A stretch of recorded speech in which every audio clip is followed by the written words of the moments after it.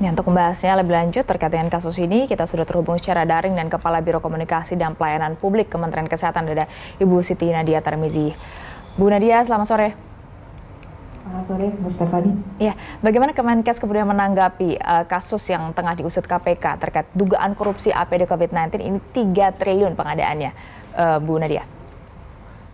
Iya, jadi tentunya seperti juga yang sudah disampaikan oleh Pak Menteri Kesehatan bahwa sepenuhnya Kementerian Kesehatan akan mendukung upaya untuk pemberantasan korupsi ini, termasuk juga dalam hal ini penyidikan yang sedang dilakukan oleh KPK. Kami akan bekerja sama tentunya dan mendukung hal-hal yang dibutuhkan dalam proses penegakan hukum ini.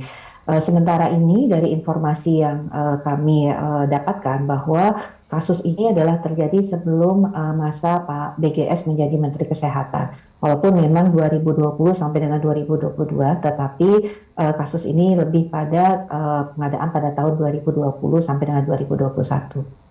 Lalu komunikasi KPK dengan Kemenkes sejauh ini seperti apa dengan adanya penetapan tersangka salah satunya dari tubuh Kemenkes?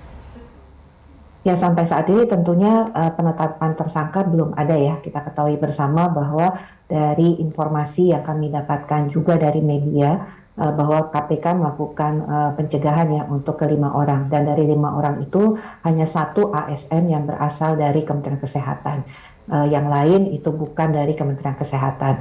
Dan tentunya nanti kalau proses ini ada sampai dengan penetapan tersangka, nanti tentunya Kementerian Kesehatan akan tetap mendukung proses ini.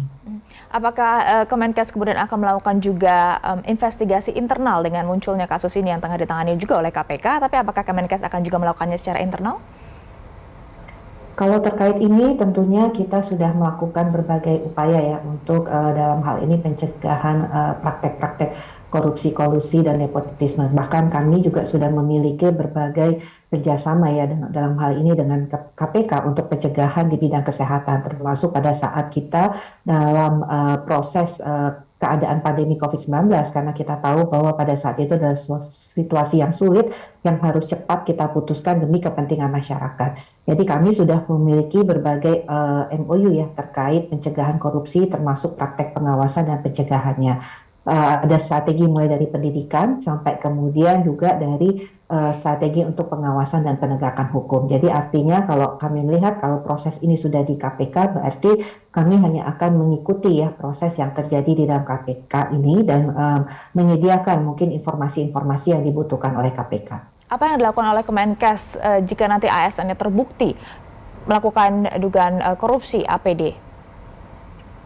Ya, kalau korupsi ini sebenarnya adalah tindakan pribadi ya. Kalau kami sampaikan secara institusi, Kementerian Kesehatan itu sudah melakukan berbagai upaya dan mengambil kebijakan-kebijakan ya untuk pencegahan praktek kolusi, korupsi, dan nepotisme ini. Bahkan sejak Pak BGS menjabat, beberapa yang mungkin bisa dilakukan untuk sebagai upaya pencegahan korupsi itu mulai dari seperti pengadaan itu harus diwajibkan melalui e-katalog, yang tentunya ini akan menjamin jangan sampai terjadi markup dan juga menjamin transparansi. Yang kedua adalah pengadaan kita lakukan di dalam atau melalui satu pintu, yaitu melalui satu biro pengadaan barang dan jasa, sehingga supervisi dalam pelaksanaan kegiatan pengadaan barang dan jasa itu akan dapat lebih mudah dan lebih efektif untuk kita lakukan. Nah, selain itu tentunya berbagai hal tadi ya, penguatan budaya anti korupsi kita lakukan seperti peningkatan pengetahuan anti korupsi. Tapi kembali lagi bahwa proses ini adalah proses yang terjadi karena kita lihat ya apakah ini kesalahan individu ya, karena kalau kita melihat sebagai organisasi tadi berbagai upaya sudah kita lakukan. Berarti sistem upaya pencegahan yang sudah dilakukan selama ini oleh Kemenkes juga tetap diterapkan walaupun saat itu kita sedang masa gawat darurat begitu ya, karena kita masih berstatus pandemi, Bu Nadia. Betul sekali, seperti juga yang disampaikan Pak Menteri Kesehatan, walaupun kita harus bertindak cepat, tepat, dan mungkin dalam waktu yang singkat untuk kepentingan masyarakat, kita harus tetap mengikuti aturan-aturan dan tidak boleh terjadi adanya konflik of interest, apalagi kemudian terjadi korupsi, kolusi, dan nepotisme. Nah, ini hal-hal ini tentunya harus dipegang teguh ya dalam proses pelaksanaan oleh pejabat-pejabat yang melakukan pengadaan barang dan jasa. Nah, memang peluang individu mungkin saja bisa terjadi dalam proses ini, walaupun tadi ya supervisi sudah kita lakukan, mungkin karena belum menjadi satu pintu, ini yang mungkin menjadi salah satu kendala kita dalam melakukan supervisi untuk lebih tepat lagi.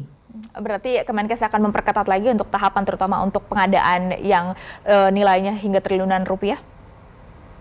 Ya, betul sekali. Jadi kalau sekarang sudah satu pintu melalui pengadaan barang jasa dan semua sudah melalui e-katalog, tapi tetap bahwa proses untuk membangun budaya anti korupsi, mencegah individu-individu memanfaatkan peluang-peluang itu tetap akan dilakukan oleh Kementerian Kesehatan. Baik, terima kasih Bu Nadia sudah bergabung sama Berita Satu Sore. Salam sehat Bu Nadia.